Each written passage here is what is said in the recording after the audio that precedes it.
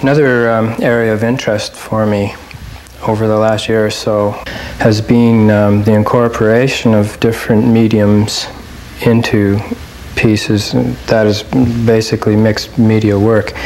For myself, I was mostly interested in what happens when you try to create a marriage between photography and painting. And I would, in the past, attempt to use photographs that I had taken of various subjects and mount them within a piece that would itself have quite a substantial pigment load of oil paint, various imagery, and that type of thing, so that what you had was a forced fusion, if you like. The idea being that possibly, if it would work, it may work in a stronger sense than either of the two could work isolated from the other. For me, that was just a natural outcropping of my own interest in the two areas, and one naturally tries to put them together. I've since set that on the back burner as well, simply because what happens when you begin to mix languages is that sometimes what you're saying doesn't come across terribly well to the viewer, and in order for it to come across, one needs to be particularly strong in either language, in fact in both languages.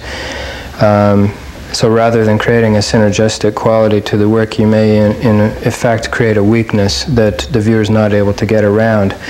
So I've since decided to concentrate on them as separate mediums once again. So I'm exploring photography in its various ways, and I continue to explore painting in oils as an isolated phenomenon, if you will, all the while being aware of the overlapping in people's conditioning, the way that people read so-called realism and things like that. Maybe for a moment or two I'll talk about this specific painting and how it relates to my own concerns right now in painting and what I see around me when I visit the various galleries. There is such a tendency lately,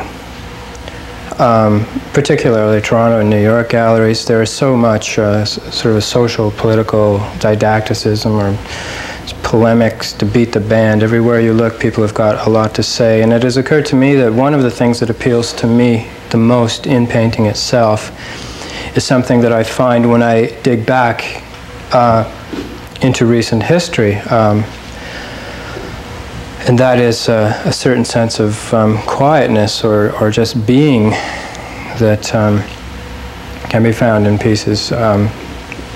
Certainly the artists or the practitioners of those paintings were not socially unaware or politically inactive. I think there is a substantial difference between the painter and the painting in that the painter should be responsible and awake and aware. But it did occur to me along the line that one of the nicest virtues you could give a piece of work is to somehow try to instill a quietness or a sense of peace in such a noisy and busy world, which is where it may be seen, hopefully. So these things were on my mind a lot in the last several months, and they were on my mind when I did this particular piece. And I should probably mention just an attempt on my part to reduce as much of the narrative imagery as possible, as well as certain formal aspects of it, such as the chroma. I tried to operate within a very narrow band of color and intensity, value, that type of thing, in order to reduce the actual amount of information that was coming to the viewer, so that, hopefully, if the painting works at all, it is able to emote a certain essential quality, something that maybe underlies the painting itself and digs more into the notion behind the painting, that is its reason for being. Maybe the painting would have that without me sitting here trying to defend it. in any case, it is a directive for me. It is a way in which I would like to work, and perhaps over the course of time I'll be able to create more works which function more successfully in that respect. Works that are less noisy and more poignant.